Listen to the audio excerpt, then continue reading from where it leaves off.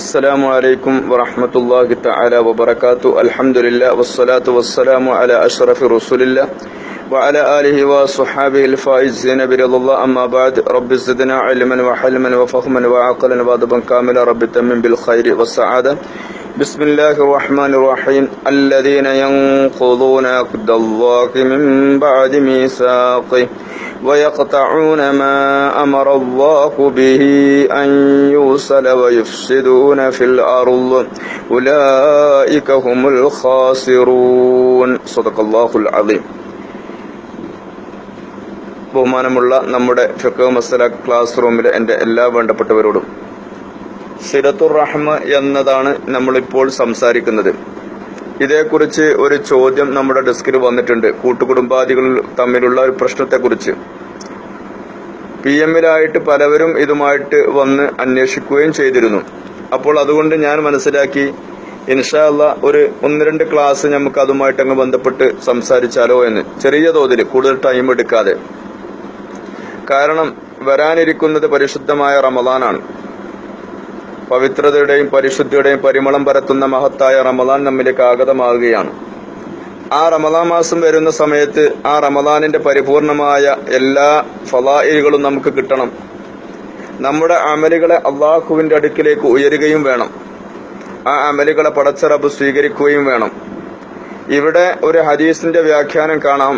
ഒരാള് നോമ്പ് നോറ്റു, പരിശുദ്ധമായ ഖുർആൻ ഖത്തമൊക്കെ ഓതി, സ്വാലിഹായ സൽക്കർമ്മങ്ങൾ പലതും ചെയ്തു, എല്ലാം ചെയ്തിട്ടുണ്ട്. പക്ഷെങ്കിൽ എന്തുണ്ടായി? ആ മനുഷ്യൻ കുടുംബബന്ധത്തെ മുറിച്ചിരുന്നു എങ്കിൽ അവന്റെ അമലുകള് ആകാശത്തേക്ക് എത്തുമ്പോൾ അവിടുന്ന് ഇങ്ങോട്ട് തട്ടപ്പെടുകയാണ്, മുകളിലേക്ക് പോവുകയില്ല. ഹദീസിന്റെ വ്യാഖ്യാനമാണ് ഞാൻ നിങ്ങൾ ശ്രദ്ധയിൽപ്പെടുത്തത്. വളരെ ചിന്തിക്കൂ, മനസ്സിലാക്കൂ. നമ്മുടെ അമലുകള് അങ്ങോട്ട് ഉയരുകയില്ല, അമൽ ഇങ്ങോട്ട് വരികയാണ്. അപ്പോൾ അത്രക്കും ഗൗരവമേറിയ പ്രാധാന്യമുള്ള ഒരു വിഷയം തന്നെയാണ് സിലത്തുർ റഹ്മ, കുടുംബ ബന്ധം ചാർത്തൽ. എന്ന് മാത്രമല്ല, ആയുസ്സിന് ദീർഘം കിട്ടണമെങ്കിൽ എന്തു വേണം? പുണ്യനബിയുടെ ഉപദേശ നിർദ്ദേശങ്ങൾ നമുക്കറിയാം. അതിന് സിലത്തുർ റഹ്മ, കുടുംബ ബന്ധം ചാർത്തണം എന്നതാണ്. ഒരു പ്രവാചകന്റെ ചരിത്രവും നമുക്ക് പാഠം നൽകുന്നുണ്ട്. ആ പ്രവാചകന്റെ വഫാത്തിന്റെ ടൈം ഇന്ന സമയത്താണ് എന്ന് പറഞ്ഞിരുന്നു. അങ്ങനെ അതിനുശേഷം ആ ടൈം കഴിഞ്ഞിട്ട് അദ്ദേഹം മരിക്കാതിരുന്നപ്പോൾ അദ്ദേഹം ചോദിച്ചു, എന്താണ് എനിക്ക് ഇത്ര നീട്ടി കിട്ടിയത്? അപ്പോൾ പറഞ്ഞു, അതിന്റെ ഇടയ്ക്ക് നിങ്ങൾ ഒരു കുടുംബ ബന്ധം ചാർത്തിയതിന്റെ പേരിൽ നിങ്ങൾക്ക് 300 വർഷക്കാലത്തെ ആയുസ് തന്നിരിക്കുന്നു എന്ന് ഒരു പ്രവാചകനെ കുറിച്ച് ചർച്ച ചെയ്തിട്ടുണ്ട്. അപ്പൊ ഇതെല്ലാം നമുക്ക് പാഠം നൽകുന്നത് കുടുംബ ബന്ധത്തിന്റെ ആഴിയാണ്. മാത്രവുമല്ല, കുടുംബ ബന്ധത്തെ കുറിച്ച് പറയുമ്പോൾ അവിടെ പ്രയോഗിച്ച പദം റഹ്മ എന്നാണ്. റഹ്മ എന്ന് പറഞ്ഞാൽ അതുകൊണ്ട് ഉദ്ദേശിക്കപ്പെടുന്നത് എന്താ? ഗർഭപാത്രം എന്നാണ്. അപ്പൊ ഗർഭപാത്രം എന്ന് പറയുന്നത് കൊണ്ട് നമുക്ക് മനസ്സിലാക്കണം, ഒരു വയറ്റിൽ നിന്ന്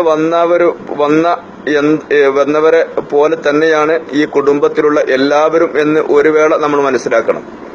അതിന്റെയും അപ്പുറത്ത് അള്ളാഹുവിന്റെ അപാരമായ ഒരു കുദറത്താണ് ആ ഗർഭപാത്രത്തിൽ നമുക്ക് കാണാൻ സാധിക്കുന്നത്. വളരെ ചെറിയ ഒരു പാട, അതിനകത്ത് നമ്മുടെ ഇന്ദ്രിയ ബീജം അള്ളാഹു സുബ്ഹാനഹു വ തആല എത്തിക്കുന്നു. അതിൽ നിന്ന് നമ്മളെ കയ്യും കണ്ണും കാലും മൂക്കും ചെവിയും നാക്കും ഒക്കെ ഉള്ള ഒരു കുട്ടി നമുക്ക് ജനിച്ചു വരുന്നു. അതിനെ സുരക്ഷിതമായി 10 മാസക്കാലം അതിനകത്ത്, അല്ലെങ്കിൽ 9 മാസവും 12 ദിവസവും, അതാണല്ലോ പരിപൂർണമായ ദിവസം, അത്ര കാലം അതിന്റെ അകത്ത് നിൽക്കുന്നു. അപ്പൊ അതിനെ അത്രയ്ക്കും സുരക്ഷിതമായിട്ട്, അതാണല്ലോ പരിശുദ്ധ ഖുർആൻ പറഞ്ഞ ഫീ ഖറാറിൻ മക്കീൻ, വളരെ വളരെ ശുദ്ധമായ, വളരെ കട്ടി കുറഞ്ഞ, വളരെ സൂക്ഷ്മതയുള്ള, മറ്റൊന്നും അതിലേക്ക് പ്രയാസങ്ങൾ കൊണ്ടുവരാൻ പറ്റാത്ത രീതിയിൽ അതിനെ സൂക്ഷിച്ചു വെച്ചിരിക്കുകയാണ്. അങ്ങനെയുള്ളൊരു പാത്രമാണ് അത് എന്ന് പറഞ്ഞു. അപ്പോൾ ആ ഘട്ടങ്ങളും അതിന്റെ ശേഷമുള്ള ഘട്ടങ്ങളും അതിന്റെ തുടർ ഘട്ടങ്ങളും ഒക്കെ മനുഷ്യനെ അള്ളാഹുവിലേക്ക് ചിന്തിപ്പിക്കുന്ന സംഭവങ്ങളാണ് എന്ന് ആ റഹ്മ എന്ന് പറഞ്ഞ ആ റഹ്മിനെ കുറിച്ച് പഠിക്കുമ്പോൾ നമുക്ക് മനസ്സിലാക്കാൻ സാധിക്കും. അപ്പൊ ആ റഹ്മിയായിട്ടുള്ള ബന്ധമാണ് മനുഷ്യന് കുടുംബ ബന്ധത്തിലും ഉള്ളത് എന്ന്. അപ്പൊ ആ കുടുംബ ബന്ധം ചാർത്തതിനോടുകൂടെ അള്ളാഹുള്ള വിശ്വാസം വർദ്ധിക്കുകയും അള്ളാഹുവിലേക്ക് അടുക്കാൻ കഴിയുകയും അവന് മറ്റുള്ള ഗുണഗണങ്ങൾ അതുകൊണ്ട് കിട്ടുകയും ചെയ്യുമെന്നാണ് ഇത് ഈ പാഠം നമുക്ക് തരുന്നത്. വരുന്നത്. റഹ്മാനെ കുറിച്ച് വിശദീകരിക്കുമ്പോൾ അതെല്ലാം കാണാൻ സാധിക്കും. മാത്രവുമല്ല, വളരെ കണിശമായിട്ട് തന്നെ പരിശുദ്ധ ഖുർആൻ ഇതേക്കുറിച്ച് നമുക്ക് ബോധം നൽകിയിട്ടുണ്ട്. പരിശുദ്ധ ഖുർആനിലെ സൂറത്തുൽ ബഖറയിൽ ഇങ്ങനെ പോരുമ്പോൾ അവിടെ മുഅ്മിനിന്റെ വിശേഷണങ്ങളും അതുപോലെ തന്നെ മുശ്രിക്കിന്റെ വിശേഷണങ്ങളും അത് കഴിഞ്ഞിട്ട് മുനാഫിഖിന്റെ വിശേഷണങ്ങളൊക്കെ പറഞ്ഞ കൂട്ടത്തിൽ അവിടെ കാണാൻ സാധിക്കും ഒരായത്ത്, الذين ينقضون عهد الله من بعد ميثاقه ويقطعون ما أمر الله به أن يوصل ويفسدون في الأرض أولئك هم الخاسرون. അല്ലദീന യൻഖുദൂന അഖ്ദല്ലാഹി, അല്ലാഹുവിന്റെ കരാറിനെ പൊളിച്ചു കളയുന്ന ഒരു വിഭാഗം സമൂഹം, മിൻ ബഅദി മീസാഖിഹി, അത് കെട്ടുറപ്പുള്ളതായതിന് ശേഷം അതിനെ പൊളിച്ചു കളയുന്ന ഒരു സമൂഹം. അതായത് ഈ ആയത്തിന് ഒരുപാട് വിശദീകരണങ്ങളും ഒരുപാട് തഫ്സീറുകളുമുണ്ട്. അതിൽപ്പെട്ട ഒന്നാണ് കുടുംബബന്ധം ചാർത്താനും വേണ്ടി, അതിനെ കൂട്ടിയുറപ്പിക്കാനും വേണ്ടി, അതിനെ ബന്ധപ്പെടുത്തി ജീവിക്കാനും വേണ്ടിയുള്ള ആജ്ഞയാണ് ശരീഅത്തുൽ ഇസ്ലാം തന്നത്. അപ്പോൾ അത് പൊളിച്ചുകൊണ്ടുള്ളൊരു ജീവിതം നയിച്ചാൽ, അതിനെ പൊളിച്ചു കഴിഞ്ഞാൽ എന്താണ് ഉണ്ടാകുന്നത് ഒന്ന് കേട്ടു നോക്കുക നമ്മൾക്ക്. الذين ينقضون عهد الله من بعد ميثاقه ويقطعون ما أمر الله به أن يوصل. അള്ളാഹു ചേർക്കണമെന്ന് പറഞ്ഞതിനെ മുറിച്ചു കളയുക എന്നാണ് പറഞ്ഞത്. അതുകൊണ്ട് ഉദ്ദേശിക്കുന്നത് കുടുംബബന്ധം മുറിക്കുക എന്നതാണ്. അങ്ങനെ ചെയ്താൽ അതെന്താണ്? അവരാരാണ്? പരിശുദ്ധ ഖുർആൻ ഉലൈക ഹുമുൽ ഖാസിറൂൻ, ഉലൈക അക്കൂട്ടക്കാര് ഖാസിറൂൻ, പരാജിതരാണ്, നഷ്ടം സംഭവിച്ചവരാണ്. നാളെ ആഖിറത്തിൽ അവർക്ക് ഒരു നിലയും വിലയും കിട്ടുകയില്ല. അവർ പരാജിതരുടെ പട്ടികയിൽ പെട്ടുപോകുന്നു എന്ന് പരിശുദ്ധ ഖുർആൻ നമുക്ക് ബോധം നൽകുകയാണ്. ആലോചിച്ചു നോക്കൂ. അപ്പൊ ഇതാണ് പരിശുദ്ധമായ ഖുർആനിന്റെ വെളിച്ചത്തിൽ നമ്മളോട് പറഞ്ഞത്. എന്ത്? ഉലൈക ഹുമുൽ ഖാസിറൂൻ എന്നാണ്. ഇനി ഇതിനെ എങ്ങനെയാണ്, ഇനി ഒരു കൂട്ടുകുടുംബം നമ്മളോട് ബന്ധപ്പെടുന്നില്ല, അവരുടെ ചെയ്തികള് മറ്റുള്ളത് എന്തൊക്കെയാണ് എന്ന് ഹദീസിന്റെ ഒക്കെ വെളിച്ചത്തിൽ ഇൻഷാ അല്ലാഹ് നമുക്ക് ചർച്ച ചെയ്യാം. ഈ ചോദ്യകർത്താവിന്റെ മറുപടിയിലേക്ക് വരും, ബേജാറാവണ്ട. ഇൻഷാ അല്ലാഹ് ഞാൻ അടുത്ത ദിവസവും നമുക്ക് ഇതിനെ കുറിച്ച് കുറച്ച് കാര്യങ്ങൾ ഇപ്പോൾ സംസാരിക്കാം. അങ്ങനെ സംസാരിക്കുമ്പോൾ നമുക്ക് അതിന് ഒരു തിരുവാട് കിട്ടും. അള്ളാഹു സുബ്ഹാനഹു വ തആല കുടുംബ ബന്ധം ചാർത്തിക്കൊണ്ട് മുന്നോട്ട് പോവാൻ അള്ളാഹു നമുക്ക് തൗഫീഖ് ചെയ്യട്ടെ എന്ന പ്രാർത്ഥനയോടെ ഇന്നത്തെ ഇവിടെ ഞാൻ നിർത്തുകയാണ്. അല്പസ്വല്പ കാര്യങ്ങൾ കൂടി നമുക്ക് അതിന്റെ കൂടെ ചേർത്ത് പഠിക്കാം. പടച്ച റബ്ബ് തൗഫീഖ് ചെയ്യുമാറാവട്ടെ. അതോടൊപ്പം നമ്മുടെ ഡെസ്കിൽ തന്നെ ഒരു ചോദ്യം, ഒരു സുആലുണ്ടായിരുന്നു. അതായത് അത് വിശദമായി തന്നെ പറയുകയും ചെയ്തു. അത്രമാത്രം വിഷമങ്ങൾ, ബുദ്ധിമുട്ടുകൾ കുടുംബാദികളിൽ നിന്ന് അനുഭവിക്കുന്നുണ്ട്. നമ്മളെ പരിഗണിക്കുന്നില്ല, മെയിൻറ്റ് ചെയ്യുന്നില്ല, നമ്മൾ അങ്ങോട്ട് അടുത്താലും. അപ്പൊ പിന്നെ അവരെ വിട്ടു നിൽക്കണോ എന്നുള്ള ഒരു ചോദ്യമായിരുന്നു. അതുപോലെയുള്ള പ്രശ്നങ്ങൾ പല വിധത്തിലായി പലവരായി നമ്മുടെ ഡെസ്കിൽ PM-ലായിട്ട് എന്നോട് പറയുകയും ചെയ്തിട്ടുണ്ട്. എന്നാൽ പരിശുദ്ധമായ ശരീഅത്തുൽ ഇസ്ലാമിന്റെ കാഴ്ചപ്പാടിൽ നമുക്ക് അതിന് എന്ത് പ്രതിവിധിയാണ് എന്നാണ് ഇന്ന് നമുക്ക് ചർച്ച ചെയ്യാനുള്ളത്. വാസ്തവത്തിൽ ഇതിന്റെ മഹാത്മ്യങ്ങളും ഗുണഗണങ്ങളും ഒക്കെ ഹദീസിൽ നിന്ന് നമുക്ക് പാഠം കിട്ടിയിട്ടുണ്ട്, പ്രഭാഷണങ്ങളിൽ നിന്ന് നമ്മൾ കേട്ടിട്ടുണ്ട്, എല്ലാം ശരിയാണ്. പക്ഷെ പ്രായോഗികമായി നാം എന്ത് നിലപാട് സ്വീകരിക്കണം എന്നതിനെ കുറിച്ചുള്ള ഒരു ചിന്ത എപ്പോഴും എല്ലാവരെയും അലട്ടുകയാണ്. അത് സാധാരണക്കാരൻ എന്ന് വെക്കണ്ട, അതല്ലെങ്കിൽ സമ്പന്നൻ എന്ന് വെക്കണ്ട, ആലിമ എന്ന് വെക്കണ്ട, അഹ്ലു ബൈത്ത് എന്ന് പറയാൻ പേടിയുണ്ടെങ്കിലും അവിടെയും അത് പറയാം എന്ന് തോന്നുന്നു. എല്ലായിടത്തും ഇത് ഇങ്ങനെ തന്നെയാണ്. വാസ്തവത്തിൽ ഈ ഒരു രീതി, ഈ ഒരു ഭാഗം വളരെ വളരെ ശ്രദ്ധിക്കപ്പെടേണ്ട ഒന്നായിട്ട് തന്നെ മനസ്സിലാക്കണം. കാരണം പരിശുദ്ധ റസൂൽ മുത്തുനബി മുഹമ്മദ് മുസ്തഫ സല്ലല്ലാഹു അലൈഹി വസല്ലം തങ്ങളുടെ വാക്കെന്താണ്? ആരെങ്കിലും അന്ത്യനാളിലും അള്ളാഹുവിനും വിശ്വസിക്കുന്നെങ്കിൽ ഫൽ യസിൽ റഹംഹു എന്നാണ്. അവൻ അവന്റെ കുടുംബബന്ധം ചേർത്തിക്കൊള്ളട്ടെ എന്ന്. അപ്പൊ അതിലൊരു കാര്യമുണ്ട്. എന്ത്? അന്ത്യനാളിലും അള്ളാഹുവിനും വിശ്വസിക്കുക എന്നാണ്. അപ്പൊ ഈ 2 പോയിന്റ്സ് ആണ് നമ്മളെ മുന്നിലുള്ള ബിദ്അത്ത് മഖ്സൂദി എങ്കിൽ പിന്നെ കുറെ തരണം ചെയ്യേണ്ടി വരും എന്ന് തന്നെയല്ലേ? കാരണം ഇസ്ലാമിക പ്രബോധനത്തിന് ഇറങ്ങുന്ന പ്രവാചകന്മാർ ഒട്ടനവധി പ്രയാസങ്ങളും ദുരിതങ്ങളും എല്ലാം അനുഭവിച്ചുകൊണ്ടാണ് ആ പ്രബോധന വീതി കൈകാര്യം ചെയ്തത്. അവിടെ നിന്നിങ്ങോട്ടുള്ള ആ ഒരു പരമ്പരാഗതമായ ഗണത്തിലൂടെ സഞ്ചരിച്ചവരും അങ്ങനെ തന്നെയാണ് ഉണ്ടായത്. പിന്നെ അവസാന നാളിൽ എന്ന് പറയുമ്പോൾ ഉറപ്പല്ലേ നമുക്ക് അവിടെ അവിടെ സന്തോഷിക്കണമെങ്കിൽ ഇവിടെ ലേശം പ്രശ്നങ്ങളൊക്കെ ഉണ്ടാവും എന്ന് തന്നെയല്ലേ. മാത്രമല്ല സൂറത്തുൽ അങ്കബൂത്ത് പറഞ്ഞിരിക്കുന്നതും അങ്ങനെ തന്നെയാണ്. ഒരു മുഅ്മിന് ഞാൻ വിശ്വസിച്ചു എന്ന് പറയുന്നത് കൊണ്ട് അവന് ഒരു ഫിത്നയും എത്തുകയില്ല എന്നവന് മാനിക്കുന്നുണ്ടോ എന്നാണ്. അങ്ങനെയല്ല, ഫിത്ന വരും എന്ന് തന്നെയാണ്. ആ സൂറയുടെ 1-ാമത്തെ ആയത്തിന്റെ വിശദീകരണം അങ്ങനെയാണ്. മാത്രമല്ല ഒരാൾക്ക് ഒരു നിലക്കും ഒരു കാരണം കൊണ്ടും മരണത്തെ ആഗ്രഹിക്കാൻ പാടില്ല. ഇത് വളരെ വ്യക്തമായി അത്തദ്കിറയിൽ ഇമാം ഖുർത്തുബി വിശദീകരിക്കുകയാണ്. എന്നാൽ ഒരാൾക്ക് കുടുംബബന്ധം ചാർത്തിക്കൊണ്ട് മുന്നോട്ട് പോകാൻ കഴിയാത്തൊരവസരം വരികയാണെങ്കിൽ അവന് മരണത്തെ ആഗ്രഹിച്ചോട്ടെ എന്നുള്ള ഒരു അനുമതിയും കൂടി അവിടുന്ന് ഹദീസിന്റെ വെളിച്ചത്തിൽ പാഠം നൽകിയിട്ടുണ്ട്. അപ്പൊ അത്രയും ഗൗരവമുള്ളതാണെന്ന് തന്നെയാണ്. കാരണം നാം എത്ര അങ്ങോട്ട് ചെയ്താലും, എത്ര നാം താഴ്ന്നു കൊടുത്താലും, എത്ര നമ്മൾ എന്തെന്നെ ചെയ്താലും ശരി, ഇവര് മറ്റ് ഭാഗങ്ങളിൽ ചിലപ്പോൾ സംഘടനയുടെ തലപ്പത്തായിരിക്കും, പ്രസിഡന്റ് ആയിരിക്കാം, സെക്രട്ടറി ആയിരിക്കാം, സംഘാടകനായിരിക്കാം, ട്രഷറർ ആയിരിക്കാം, ഒക്കെ ആയിരിക്കാം. അല്ലെങ്കിൽ വല്ല പള്ളിയിലെ വലിയ കാര്യപ്പെട്ട സ്ഥാനത്തിരിക്കുന്ന ആളായിരിക്കാം, അല്ലെങ്കിൽ രാഷ്ട്രീയ തലത്തിൽ അദ്ദേഹം വലിയ മന്ത്രിയോ ഒക്കെ ആയിരിക്കാം. ആരെങ്കിലും ഉദ്ദേശിച്ച് പറഞ്ഞതല്ലേ, അങ്ങനെ മനസ്സിലാക്കരുത്. അതല്ലെങ്കിൽ നാട്ടുകാരുടെ ഇടയിൽ പേരും പ്രശസ്തിയുമുള്ള ആരായിരിക്കാം. പക്ഷെ ഒക്കെ ആണെങ്കിലും കുടുംബത്തിൽപ്പെട്ട ആളുകളോട് ഇത് ചെയ്യാനുള്ള വൈമുഖ്യമാണ്. ഇതിനൊരു മനസ്സ് വരുന്നില്ല.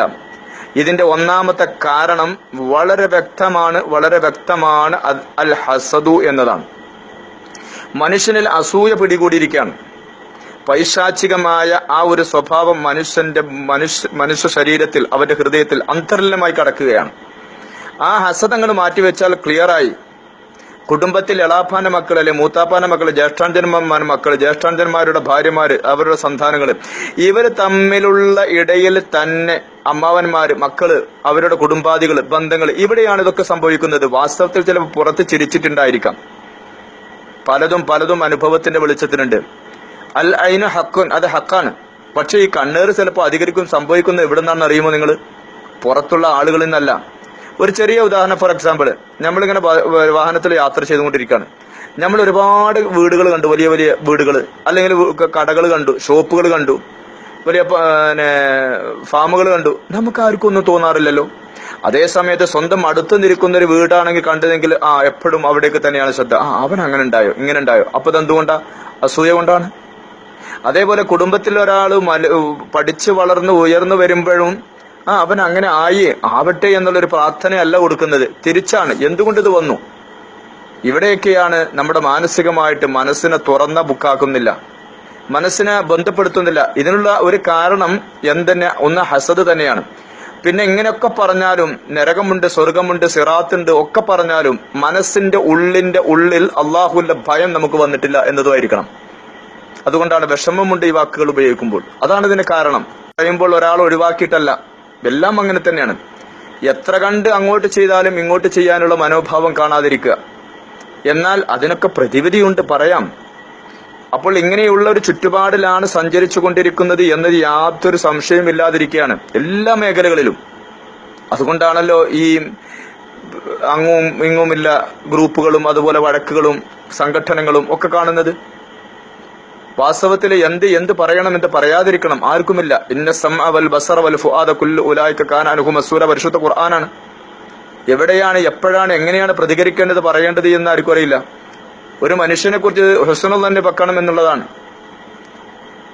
ഒരാളെ കുറിച്ചും വ്യക്തിപരമായിട്ട് എടുത്തുകൊണ്ട് ആക്ഷേപിക്കാൻ പാടില്ല എന്നാണ് പരിശുദ്ധ ഇസ്ലാമിന്റെ പ്രഖ്യാപനം. എന്നിട്ടോ അത് പ്രസംഗിക്കുകയും പറയുകയും ചെയ്യാൻ വേണ്ടി മുൻനിരയിൽ നിൽക്കുകയും അതിന് സ്റ്റേജ് കിട്ടുകയും ചെയ്യുന്നവർ തന്നെ നേരെ കുത്തനെ ചെയ്യുകയും ചെയ്യുന്നു. അപ്പൊ പിന്നെ സാധാരണക്കാരന് കുഴങ്ങിപ്പോവുകയാണ്. ശരിയാണ്, ഇതാണ് ഇതിന്റെ അവസ്ഥ. അപ്പോൾ ഇതിന്റെയൊക്കെ അടിത്തറയും ഇതിന്റെ മർമ്മവും ഇതിന്റെ അത്താണിയും കിടക്കുന്നത് അസൂയയിലാണ് എന്ന് വളരെ വ്യക്തമാണ്. അപ്പോൾ അസൂയയിൽ നിന്ന് മുക്തമാവാനുള്ള, അതിന് വേണ്ടുന്ന കാര്യങ്ങൾ ചെയ്തുകൊണ്ടുള്ള ഒരു ശൈലി സ്വീകരിക്കുമ്പോഴാണ് അതിന് ഒഴിവാകാൻ കഴിയുകയുള്ളൂ. അവിടെയാണ് കിടക്കുന്നത്. അപ്പൊ നമ്മൾ അസൂയയെക്കുറിച്ചുള്ള ബോധവൽക്കരണമാണ് ചെയ്യേണ്ടത് എന്ന് എനിക്ക് തോന്നുന്നുണ്ട്.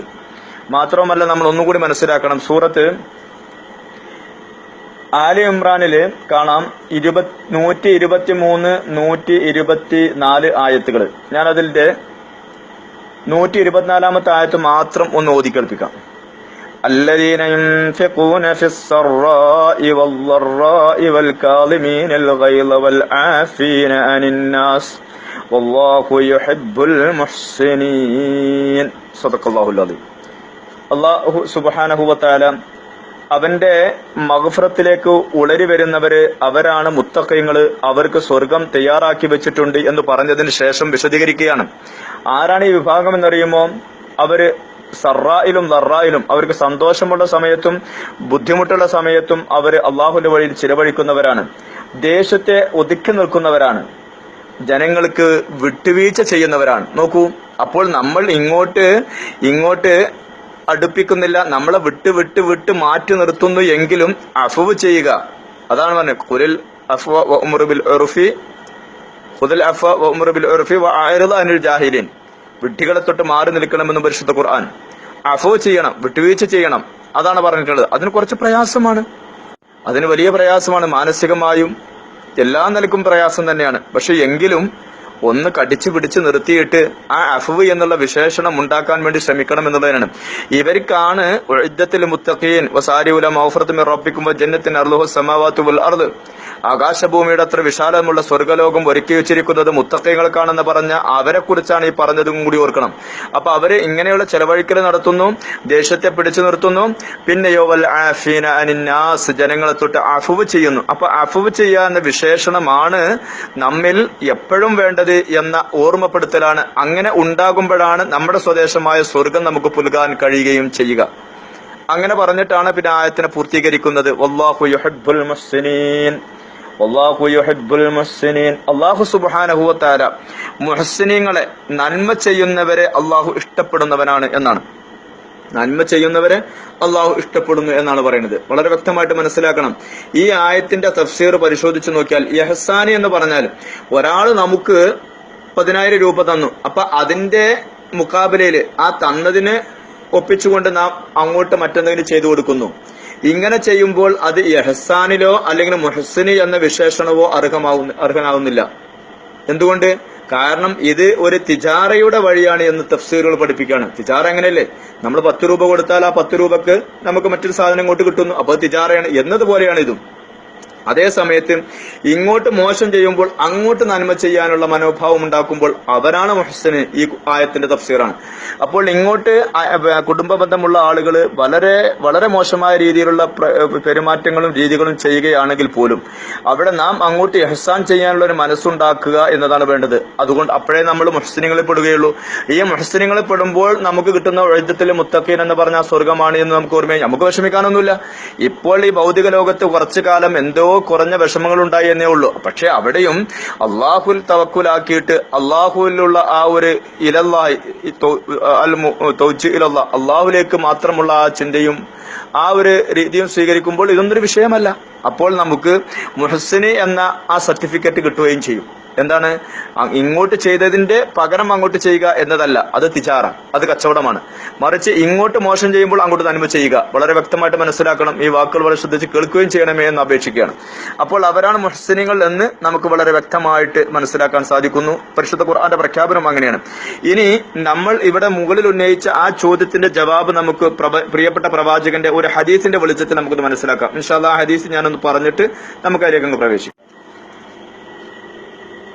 അതെ, ഒരു ഹദീസ് നമ്മെ പഠിപ്പിക്കുന്നു. ഹദ്ദസന യസീദ് ബിൻ ഹാറൂന ഖാല ഹദ്ദസന അൽ ഹജ്ജാജ് ബിൻ അർതാത്ത് അൻ അംർ ബിൻ ശുഐബ് അൻ അബി അൻ ജദ്ദിഹി ഖാൽ ജാഅ റജുലുൻ നബി സല്ലല്ലാഹു അലൈഹി വസല്ലം, ഒരാള് റസൂൽ കരീം സല്ലല്ലാഹു അലൈഹി വസല്ലം തങ്ങളുടെ അടുക്കലേക്ക് വരുന്നു.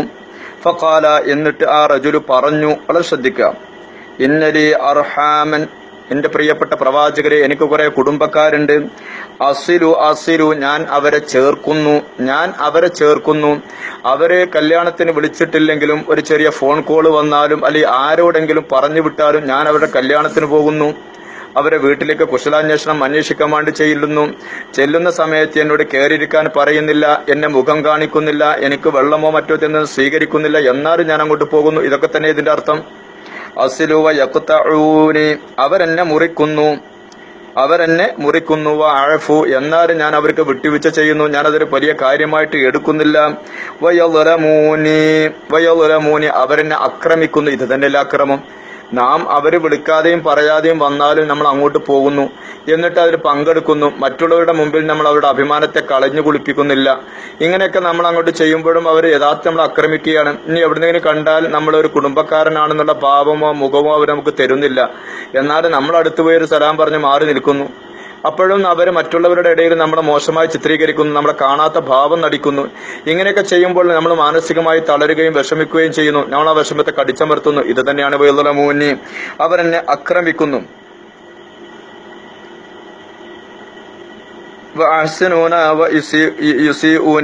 ഞാൻ അവരിലേക്ക് എന്താക്കുന്നു? നന്മ ചെയ്യുന്നു, ഗുണം ചെയ്യുന്നു.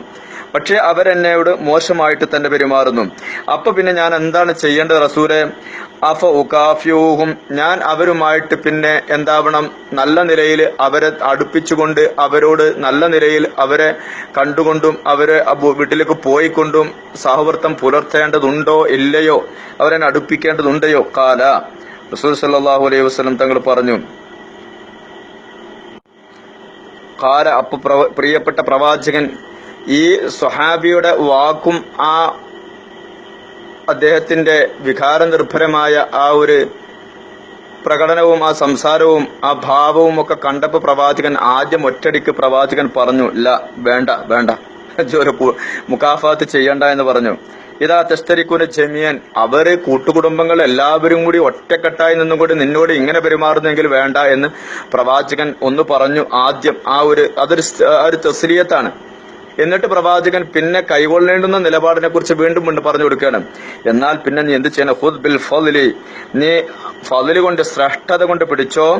വസിൽഹും, അവരെ നീ ചേർത്തോ. ഫഇന്നഹു, കാര്യം, ലൻ യസാല മഅക ലഹീർ, നീ അവരെ ചേർക്കുന്നതോടൊപ്പം നിനക്കൊരു ശക്തിയും നിനക്കൊരു വിജയം ഉണ്ടായിക്കൊണ്ടേയിരിക്കുമെന്ന് പ്രിയപ്പെട്ട പ്രവാചകൻ നബി കരീം സല്ലല്ലാഹു അലൈഹി വസല്ലം തങ്ങൾ ആ സ്വഹാബിക്ക് മറുപടി കൊടുത്തു. അപ്പൊ നമുക്കിതൊന്ന് മനസ്സിലാക്കാൻ കഴിയുന്നുണ്ട് എന്താണ് അവിടെ ചെയ്യേണ്ടത് എന്ന്. കാരണം പ്രവാചകൻ ആദ്യം വേണ്ട, കൂട്ടണ്ട എന്ന് പറഞ്ഞാലും പിന്നെയും പറഞ്ഞ മറുപടി എന്താണ്? ലാസ്റ്റ് വിട്ടുകളയണമെന്നല്ല, നീ അന്ന് ചേർത്തു. മറ്റൊരു ഹദീസിനകത്തൊരു റിവായത്തിലുണ്ട്, നീ അങ്ങനെ ചേർക്കുന്ന സമയത്തൊക്കെയും അവർ നിന്നെ ബുദ്ധിമുട്ടാക്കുകയും ദുൽമ് ചെയ്യുകയും നിന്നോട് അവർ നല്ല രീതിയിൽ പെരുമാറാതിരിക്കുകയും ചെയ്യുന്ന സമയത്തൊക്കെയും ആ ഓരോ സെക്കൻഡിലും ആനിലും അനിഫിലും അവര് ആ ടൈമിലൊക്കെയും അവര് നരകത്തിലുള്ള ചുടുകട്ടയിൽ ഇരിക്കുന്നതിന്റെ തുല്യമായ ശിക്ഷ അവർക്ക് കൊടുത്തുകൊണ്ടിരിക്കുകയാണ്. അതുപോലെ നാളെ ആഖിറത്തിൽ അവർക്ക് കിട്ടിക്കൊണ്ടിരിക്കുകയാണ്. അപ്പോൾ നമ്മൾ ഈ ചെയ്യുന്ന ഈ നന്മ കൊണ്ട് അവർ വലിയ ഭീമമായ കുറ്റത്തിന് പാത്രീഭൂതരാകുന്നു എന്ന് തന്നെ പ്രിയപ്പെട്ട പ്രവാചകൻ മറ്റൊരു ഹദീസിൽ പഠിപ്പിക്കുകയും ചെയ്തു. അപ്പോഴും നമ്മൾ ചെയ്യേണ്ടത് എന്താണ്? മാറി നിന്നുകൊണ്ട് അവരെ മറ്റടിക്കും. നമ്മൾ നമ്മുടെ വഴി അങ്ങോട്ട് ക്ലിയർ ആക്കിയാൽ മതി. വിഷമമുണ്ട്, ബുദ്ധിമുട്ടുണ്ട്, കഴിയുന്നതിന് അത്ര നമ്മൾ മറ്റുള്ളവരുടെ മുമ്പിൽ ആ ഒരു അഭിമാനത്തെ കളഞ്ഞു കുളിക്കുന്ന രീതി സ്വീകരിക്കാതെ ഇങ്ങനെ ചെയ്യാം. പക്ഷെ ഇവിടെയും മറ്റൊരു കാര്യം വളരെ ശ്രദ്ധേയമാണ്. ഈ ഒരു ബന്ധം പുലർത്തൽ കൊണ്ട് അള്ളാഹുവിന് ഇഷ്ടപ്പെടാത്ത ശിർക്ക് പോലുള്ള കാര്യങ്ങളൊക്കെ ചെയ്യേണ്ടി വരുന്ന ഒരു നിലപാട് ഉണ്ടാവുകയാണെങ്കിൽ ഒരിക്കലും കൂട്ടേണ്ടതില്ല എന്നും.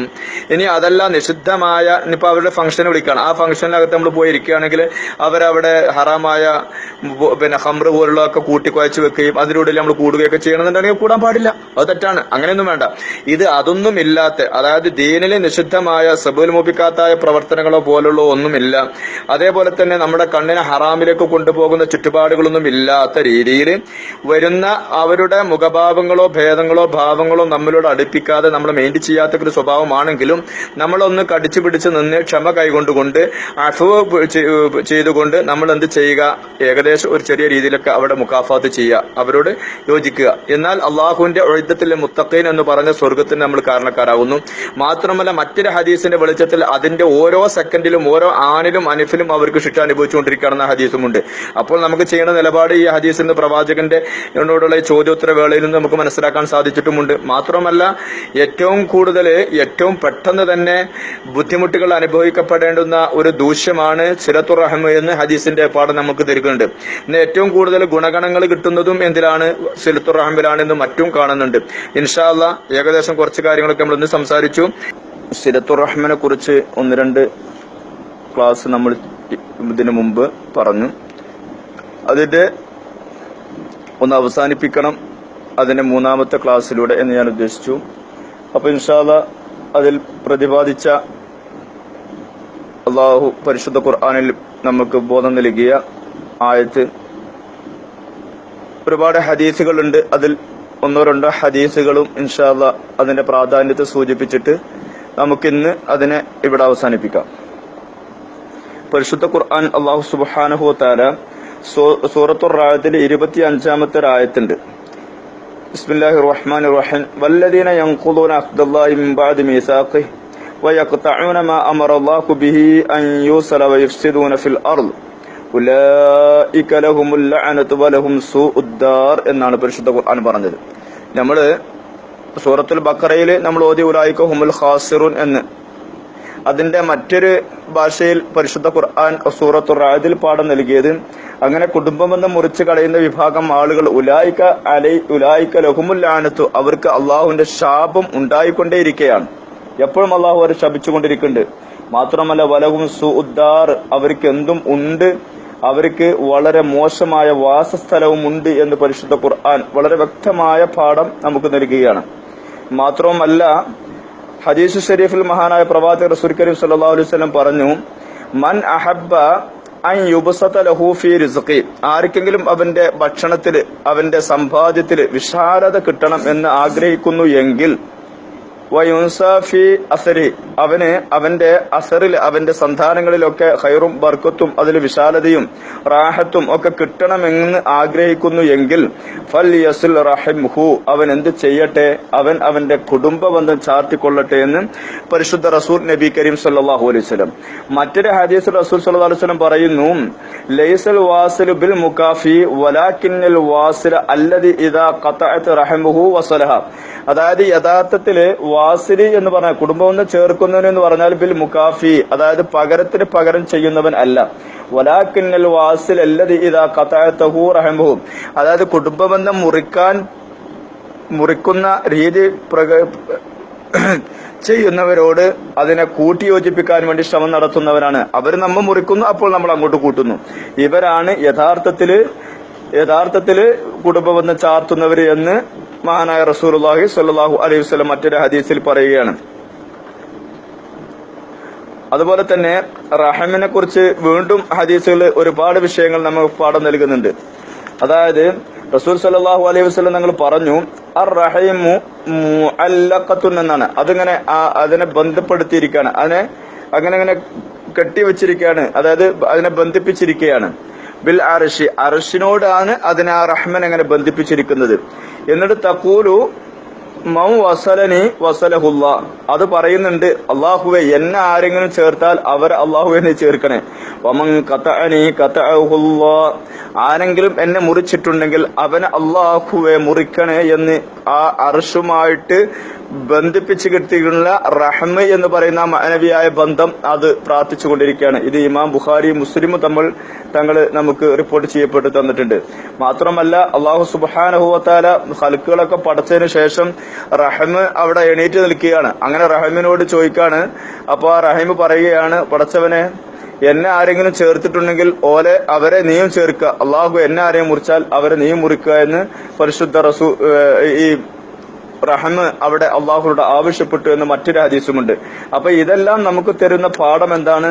ആ റഹ്മ നിലനിർത്തിക്കൊണ്ടുള്ള ഒരു ജീവിതം കൊണ്ടുപോകൽ കുറച്ച് പ്രയാസകരമാണ്. എങ്കിലും ഈമാൻ അതിന് തടസ്സമല്ല. ഒരു വിശ്വാസിക്ക്, അചഞ്ചലമായ വിശ്വാസത്തിന്റെ അകത്തു നിന്നുകൊണ്ട് സഞ്ചരിക്കുന്ന വിശ്വാസിക്ക് അതൊരു പ്രശ്നമേ ആവാൻ പാടില്ല എന്ന ഒരു ലക്ഷ്യം, ഒരു ബോധം, ഒരു രീതി നമുക്ക് ഈ ഹദീസുകൾ പാഠം നൽകുകയാണ്.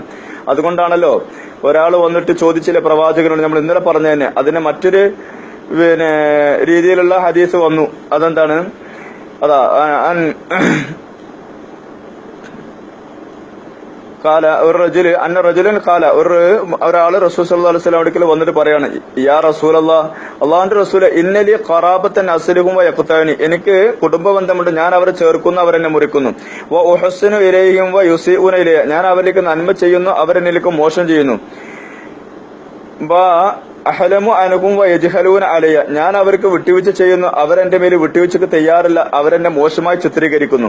ലഇൻ കുന്ത, അപ്പൊ റസൂല് പറഞ്ഞു ഫഖാല ലഇൻ കുന്ത കമാ ഖുൽത, നീ പറഞ്ഞത് ശരിയാണെങ്കിൽ, അങ്ങനെ ആണെങ്കിൽ ഫകഅന്നമാ തുസിഫുഹുൽ മല്ല എന്നാ റസൂല് പറഞ്ഞത്. വലാ യസാലു മഅക മിനല്ലാഹി, മല്ലിന്റെ അർത്ഥം ഞാൻ പറഞ്ഞു വെക്കുന്നു. വലാ യസാലു മഅക മിനല്ലാഹി അലൈഹിം മാ ദുംത അലാ ദാലിക, നീ അതിന്റെ മേൽ നീ ആ ഒരു വിഷമം കടിച്ചമർത്തിക്കൊണ്ട് അവരെ ചേർക്കുന്ന സമയത്തെല്ലാം അള്ളാഹുവിൽ നിന്നുള്ള അപാരമായ ആ ഒരു സഹായം നിനക്കെങ്ങനെ വർഷിച്ചു കൊണ്ടിരിക്കുകയാണെന്ന് പ്രവാചകൻ നേരെ പറഞ്ഞു കൊടുത്തു. പിന്നെ എന്താ ഈ മല്ല്, തുസിഫുഹുൽ മല്ല, അതിനെ വിശദീകരിക്കുകയാണ്. അതായത് അന്നമാ തുത്ഇമു റമാദൽ ഹാറ, അത്ര കഠിന ചൂടുള്ള കരിക്കട്ട ഒരു മനുഷ്യന്റെ വായിലേക്ക് വന്നാൽ അത് ഭക്ഷിക്കുമ്പോൾ ഉണ്ടാകുന്ന സ്ഥിതി എന്താണ്? നമ്മൾ ഇന്നലെ പറഞ്ഞ ഹദീസിന്റെ മറ്റൊരു ഭാഗമാണിത്. അപ്പോൾ ആ ചുടുകട്ടയുള്ള ആ കരിക്കട്ട ഭക്ഷിക്കുന്നതിന് തുല്യമാണ് അവരുടെ ഈ പെരുമാറ്റമെന്ന്. അപ്പോൾ നാം അവരെ ചേർക്കപ്പെടുമ്പോഴെല്ലാം അവർ ഇങ്ങനെയുള്ളൊരു അവസ്ഥയിലാണ് ദുന്യാവിൽ, പിന്നെ ആഖിറത്തിൽ പറയാനുണ്ടോ? അപ്പൊ ഇതാണ് അതിന്റെ സ്ഥിതിഗതി എന്ന് പുണ്യ നബി റസൂൽ കരീം സല്ലല്ലാഹു അലൈഹി വസല്ലം നമുക്ക് പാഠം നൽകിയിട്ടുണ്ട്. അല്ലാഹു സുബ്ഹാനഹു വ തആല ഈമാനികമായ ആവേശം കൊണ്ട്, ഈമാനിന്റെ ആ അചഞ്ചലമായ വിശ്വാസത്തിൽ നിന്നുകൊണ്ട് എന്ത് വിഷമങ്ങളുണ്ടെങ്കിലും കുടുംബബന്ധം വളരെയധികം ചേർത്തിക്കൊണ്ട് അല്ലാഹു സുബ്ഹാനഹു വ തആല ജീവിച്ചു മരിക്കാൻ നമുക്ക് തൗഫീഖ് ചെയ്യുമാറാവട്ടെ. ആ കുടുംബബന്ധം ചേർത്തൽ കൊണ്ട് കിട്ടാവുന്ന ആയുസ്സിന്റെ ദീർഘവും അതുപോലെ തന്നെ ഭക്ഷണത്തിലെ വിശാലതയും ഒക്കെ അല്ലാഹു നമുക്ക് പ്രദാനം ചെയ്യട്ടെ. അല്ലാഹു സുബ്ഹാനഹു വ തആല അത് ചേർത്തത് കാരണമായിട്ട് നാളെ സ്വർഗ്ഗലോകത്ത് ഒരുമിച്ചുകൂടി സന്തോഷിക്കാൻ നമുക്ക് തൗഫീഖ് ചെയ്യുമാറാവട്ടെ എന്ന പ്രാർത്ഥനയോടെ ഈ വിഷയത്തിന് ഇവിടെ നിർത്തുകയാണ്. ഇനിയും മറ്റു സമയങ്ങളിൽ നമുക്ക് അതിന്റെ മറ്റു ഭാഗങ്ങളൊക്കെ വേണമെങ്കിൽ സംസാരിക്കാം. ചെറിയ തോതിൽ അതിനെക്കുറിച്ച് നമ്മൾ സംസാരിച്ചു എന്ന് തോന്നുന്നു. അല്ലാഹു സുബ്ഹാനഹു വ തആല ഖൈറിനെ പറയാനും അത് കേൾക്കാനും അത് പ്രായോഗികമാക്കി ചെയ്യാനും നമുക്കൊക്കെ തൗഫീഖ് ചെയ്യട്ടെ എന്ന പ്രാർത്ഥനയോടെ അസ്സലാമു അലൈക്കും വറഹ്മത്തുള്ളാഹി തആല വബറകാതുഹു. അല്ലാഹു അഅലം.